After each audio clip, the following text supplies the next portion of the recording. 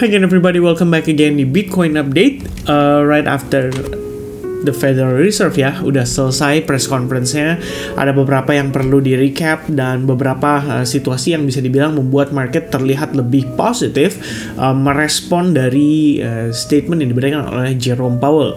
So di video ini saya bakal bahas sedikit fundamental update terkait dengan kondisi perekonomian di Amerika Serikat. Kita nggak ngebahas ekonomi secara majority ya, tapi kita cuma ngomongin soal gimana stance-nya the Federal Reserve ke depannya dan kira-kira gimana dampaknya terhadap market cryptocurrency, terutama buat teman-teman yang trading di crypto aset atau di Bitcoin dan kawan-kawan.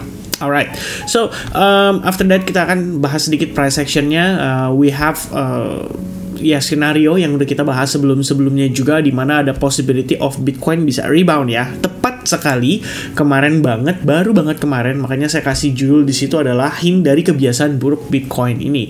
And that is a rebound after pullback ya. Jadi bukan pullback sih, lebih tepatnya setelah koreksi major kita ngelihat ada rebound ya, dan rebound itu sifatnya bisa mengubah perspektif para pelaku pasar menjadi kembali bullish seketika, tapi di saat yang bersamaan juga menjadi resiko sebenarnya bahwa market itu bisa mengalami koreksi kembali. Nah, nanti selengkapnya seperti apa akan kita bahas secara detail. Tapi sebelum kita masuk ke sana, saya pengen update sedikit tentang apa aja sih yang disampaikan oleh Jerome Powell pada saat press conference. Yang pertama teman-teman, dia masih mengatakan bahwa inflasi masih jauh untuk mencapai target yang dia harapkan, yaitu di angka 2% gitu ya. Prosesnya menurut dia masih jauh. Nah, kedua, Jerome Powell di sini memberikan penjelasan ya dan pencerahan terkait dengan masalah suku bunga ke depannya. Yang pertama, dia mengatakan bahwa tentu saja ya sangat mungkin untuk kita meningkatkan sekali lagi suku bunga pada pertemuan September. Jadi Juli, Agustus, harusnya Agustus itu berarti nggak ada pertemuan ya. Kalau kita lihat di sini ya, kalau dia ngomongin soal September berarti pertemuan berikutnya adalah di bulan September. Nah, di saat yang sama dia mengatakan it's also possible that we would hold steady ya, jadi dia tidak akan naikin suku bunga. We hope inflation will follow a lower path. We don't know that and we just need to see more data. Jadi sebenarnya kesimpulan dari statement ini adalah kembali lagi teman-teman, statement boringnya si Jerome Powell, yaitu mereka akan bergantung sama data, jadi data dependent. Nah teman-teman sekalian, saya pikir kalau misalkan memang itu yang disampaikan oleh Jerome Powell, sentimen market terhadap statement tersebut dan juga bagaimana nanti di bulan Agustus ya, saya ngelihat di previous video ada beberapa yang ngasih komen ya, bahwa di bulan Agustus most likely Bitcoin itu akan cenderung hijau. Mungkin hal tersebut jadi dikuatkan ya dengan tidak adanya pertemuan the Federal Reserve pada si bulan Agustus tersebut. Jadi tidak ada pertemuan di bulan Agustus dan I think semuanya akan bergantung sama data. Jadi kita ngelihat dulu nanti data CPI, data PCE, data NFP, data ya pokoknya macam-macam ya, semua yang berhubungan dengan kondisi perekonomian yang saat ini sedang dipantau oleh Jerome Powell.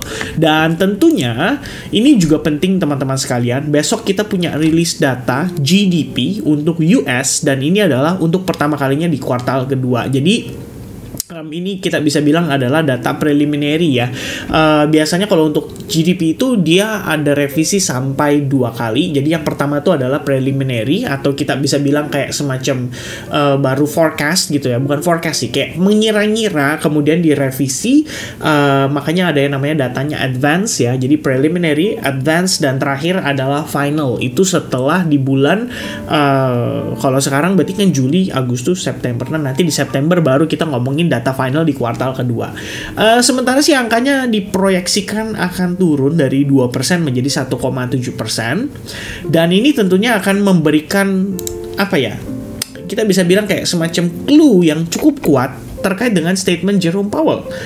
Kenapa? Karena sebenarnya pada pertemuan hari ini dia mengatakan bahwa staff daripada anggota yang lebih tepatnya anggota daripada the Fed atau staff dari Fed sendiri mengatakan bahwa mereka sudah tidak expect adanya resesi lagi ya. resesi itu sudah keluar dari forecastnya mereka ya, which is sebelumnya dia mengatakan demikian, ada potensi terjadi resesi. Jadi istilahnya soft landing di sini kelihatannya berpotensi terjadi.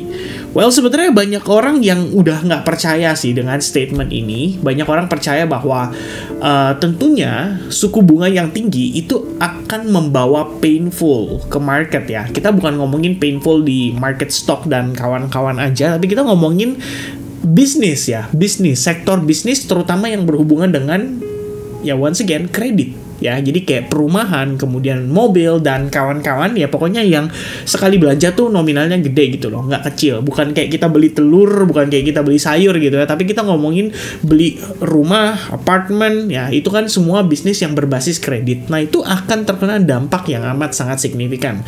Teman-teman bayangin kalian lagi beli rumah misalkan di Indonesia, terus kalian ngambil KPR ya, misalkan 4 tahun pertama atau 3 tahun pertama bunganya fix ya, let's say fix di angka sekian persen, and then setelahnya floating. Nah, teman-teman kalau coba hitung pada saat bunganya floating itu bahkan Anda bisa beli rumah lagi satu ya, cash ya, tapi ya mungkin nggak setara dengan rumah yang pertama yang Anda beli, tapi Anda bisa beli rumah yang lebih kecil mungkin, atau bisa beli apartemen seukuran studio atau mungkin satu kamar jika Anda membayarkan floating rate bunga tersebut selama lebih kurang 5-10 tahun ya. Jadi sambil bayar sebenarnya Anda bisa ngumpulin buat beli rumah lagi. Nah, di Amerika saat ini itu kalau misalkan kita ngomongin floating rate-nya itu berarti di angka mendekati 5,5%. Teman-teman bayangin, setahun bunganya 5,5%. So if you guys buy a house dengan harga 1 miliar rupiah, ya bunganya setahun 5,5%, ya cukup besar teman-teman. Oke? Nah,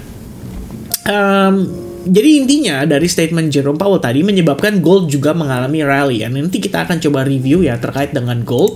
Karena memang sebenarnya kalau secara price action sendiri yang saya analisis ya, gold overall memang ya kita bisa katakan masih dalam uptrendnya ya, higher high, higher low.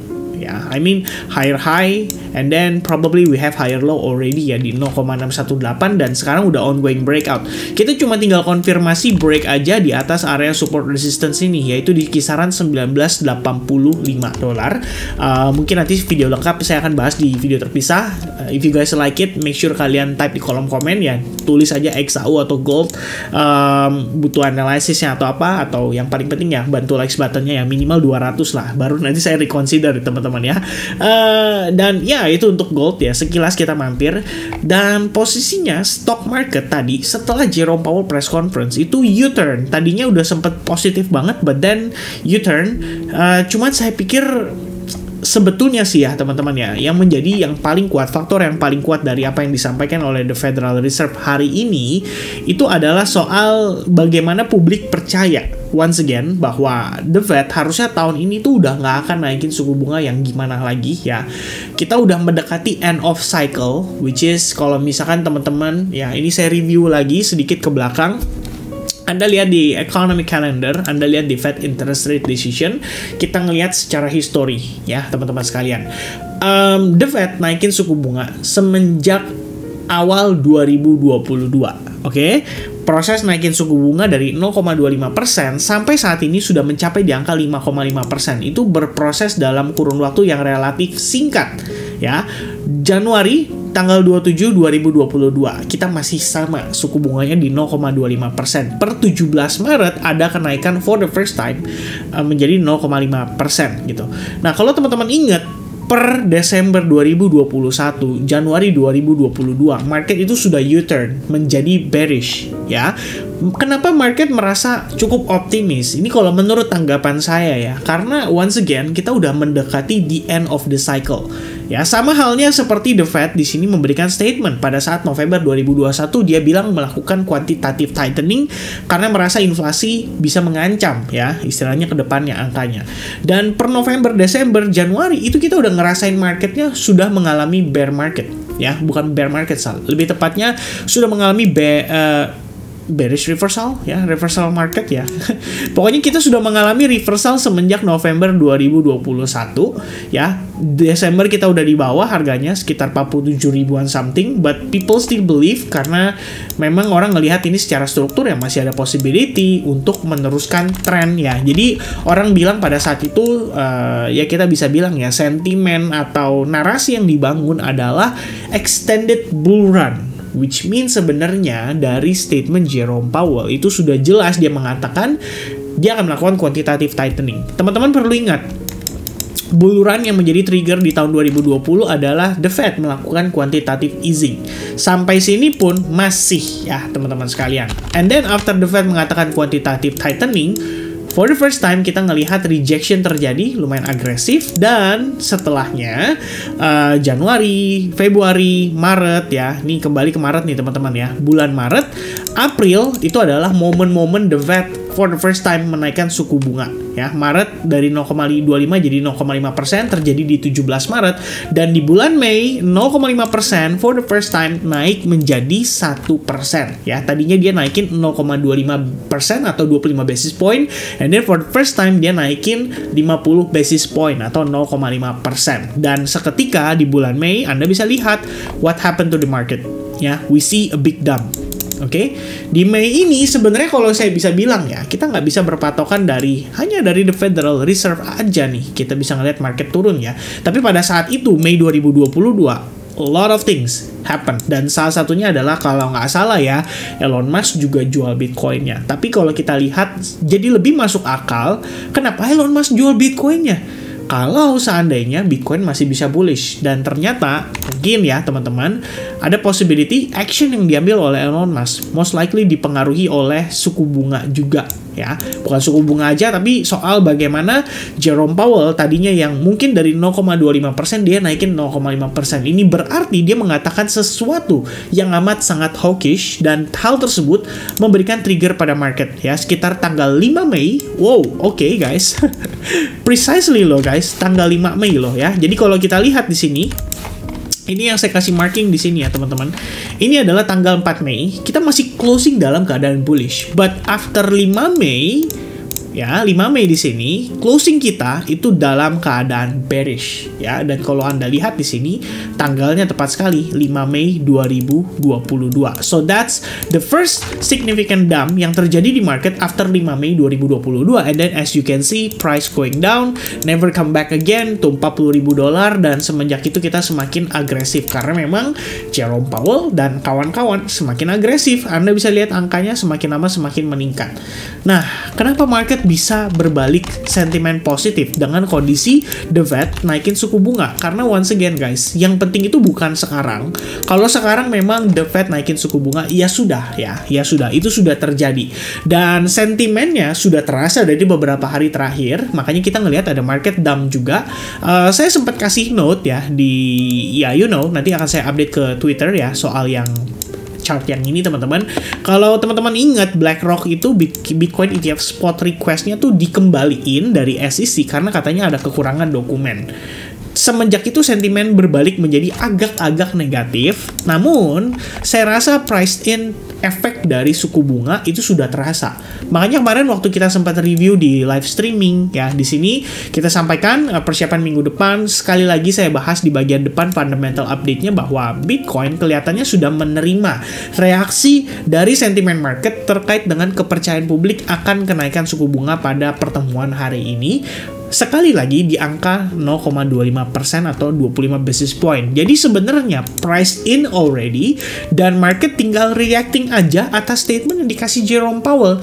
Dan salah satu triggernya saya rasa kenapa market bisa mengalami sedikit recovery adalah ketika Jerome Powell mengatakan Fed staff mengatakan tidak akan ada resesi ekonomi. Oke? Which is kita tahu sebenarnya agak-agak sulit untuk dipercaya. Karena once again guys, impact dari suku bunga terhadap bisnis yang cukup besar di sektor-sektor perkreditan yang tadi saya sempat mention seperti rumah dan kawan-kawan, itu bisa dibilang menyumbang cukup lumayan ya untuk kondisi perekonomian dan juga untuk tax di Amerika Serikat sendiri. Jadi saya rasa dengan kondisi tersebut, ya kita bisa katakan bahwa the Fed mungkin berbohong ya. Apa yang mungkin bisa menjadi trigger paling besar untuk market mengalami big dump atau big crash maybe in the next couple of months or maybe in the end of the year adalah ketika efek dari suku bunga itu semakin lama semakin terasa. Ingat teman-teman, perbankan juga merupakan lini bisnis atau lini usaha atau lini usaha atau bisnis yang bergantung sama kredit ya, perbankan loh. Jadi kalau bank-bank mulai collapse di mana-mana itu pastinya akan menjadi dampak buruk atau negatif daripada market. Tapi Bitcoin di sisi lain merespon positif karena meyakini bahwa the Fed akan suntik dana lagi. Dan pada saat suntik dana terjadi, itu yang dinamakan dengan istilah quantitative easing. Dan once again 2020 bull run itu bisa terulang kembali, either itu pada 2024 awal karena kita juga mendekati halving. So you guys have to remember that. Karena sekarang udah bulan 7, next month adalah bulan 8, 9, 10, 11, 12, hanya tinggal 4 bulan lagi sebelum ganti tahun 2024. Memang The Fed di sini belum mengatakan bahwa dia akan melakukan rate cut tahun ini, tapi dengan kepercayaan publik tidak adanya kenaikan suku bunga lagi aja, atau kita sebentar lagi akan memasuki end of cycle kenaikan suku bunga, hal tersebut saya rasa bisa menjadi sentimen yang amat sangat positif. So once again guys, as I remind you a couple days before dan di video-video sebelumnya, this dip is just for us to accumulate again ya, koreksi hanya untuk kita melakukan akumulasi lagi. So make sure kalian udah punya planning buat altcoins kalian juga, preparation ya untuk kalian belanjakan istilahnya ya USDT yang kalian punya, BUSD yang kalian punya, siap-siap untuk dibelanjakan. And hopefully guys, once again kita bisa ketemu di next bull run bareng-bareng dengan nama-nama yang masih ada di kolom komen dari YouTube video saya day to day basis. Oke? Once again sedikit tambahan ya teman-teman sekalian, kemarin kita udah review soal Bitcoin punya habit, yaitu bisa retest sampai ke Fibo 50%, dan before kita retest sampai ke Fibo 50%, kita udah sempat mention juga soal habit fake out seperti ini. So you guys have to be aware bahwa kenaikan ini sifatnya bisa saja sementara, dan once again it all depends on data ya, The Fed sendiri yang sudah sampaikan. Dan GDP besok sekali lagi itu akan menjadi sebuah kunci untuk kita menilai apakah benar resesi ekonomi itu benar-benar sudah off the table seperti yang disampaikan oleh Jerome Powell, which is soft landing itu bisa terjadi, dan dengan demikian kondisi perekonomian nantinya nggak akan parah-parah banget, yaitu yang berusaha untuk disampaikan oleh si Jerome Powell pada pertemuan hari ini atau press conference hari ini. Nah, melihat dari price action dari time frame hourly terutama 4 jam, still guys, I can see that there is a possibility of we can see lower high di Bitcoin. Jadi jangan terlalu overconfident dulu. At least we need Bitcoin to take out this level, atau misalkan di area ini ya. Jadi kita flip back area support sebelumnya kembali menjadi area support ya pada berikutnya jika seandainya berhasil di breakout ya. Kondisi ini sama seperti Solana teman-teman sekalian yang hari ini saya updatekan di Telegram. So if you guys follow the Telegram, probably some of you might be already in the buy position. Dan kalau kita lihat Solana so far udah breakout dari si falling wedge-nya. Supply zone juga sudah berhasil di breakout, dan area SNR juga sudah berhasil di breakout. So if you see a U-turn on Solana, make sure kalian perhatikan bagaimana dia mempertahankan level tersebut. Kalau misalkan ada lihat setelahnya ada rejection atau breakout lagi, that's your entry signal. Kalau misalkan kalian saat ini ketinggalan atau belum sempat entry ya. Kenapa demikian? Pullback itu diperlukan. Teman-teman lihat ada possibility terbentuk sebuah pola yaitu inverted head and shoulders. So it all depends on bagaimana nanti pullbacknya, dan hopefully Bitcoin juga nggak terlalu berulah ya teman-teman sekalian. Meanwhile kita punya Solana, saya juga ada entry posisi di Link ya, hopefully semua yang di long bisa berjalan dengan baik. And sedikit update teman-teman, Apto saya udah full out ya dengan stop loss plus terakhir di posisi di sini, dan Ichibar sendiri kita sebenarnya sempat ngelihat ada opportunity, tapi saya decide tadi di grup Discord ya, ketika kita ngelihat ada satu candle bull di sini dan kelihatannya dia akan breakout dari area konsolidasi, saya pikir it's a very good idea to cut loss positionnya, atau mungkin cut dalam keadaan sedikit break even ya, jadi kayak small loss atau break even. But untungnya kepulangan nih sama progress di Link, dan ya I I don't know, maybe another couple of coins. Alright, so ya itu sedikit sharing teman-teman tentang idea yang saya perhatikan untuk saat ini. Tentu saja bias saya lagi cukup bullish ya, mengikuti price action yang terbentuk pada lower time frame juga. Begitupun untuk seperti altcoins ya. Mungkin kedepannya kita akan coba lihat ya, mau bahas koin apa nih ya. Banyak banget yang sebenarnya masuk ke dalam watchlist dan bisa ngelihat ada probabilitas reversal teman-teman ya. Cuman saya butuh opini dari teman-teman ya, kira-kira kita review apa nih yang bagus. Oke, so I guess that's it for the update, fundamental update, Bitcoin update, every update ya. Mudah-mudahan bisa ditangkap teman-teman dengan cukup clear. Saya akan beristirahat. Thank you very much guys yang udah nonton video ini, dan as you can seperti biasanya teman-teman, I expect you guys to hit the likes button if you guys truly like and can support me in this YouTube channel. Dan jangan lupa juga untuk subscribe supaya nggak ketinggalan update-update video Bitcoin ataupun altcoins yang terbaru. Oke, God bless buat teman-teman semuanya, and I'll see you guys again in the next update guys. Cheers, bye-bye.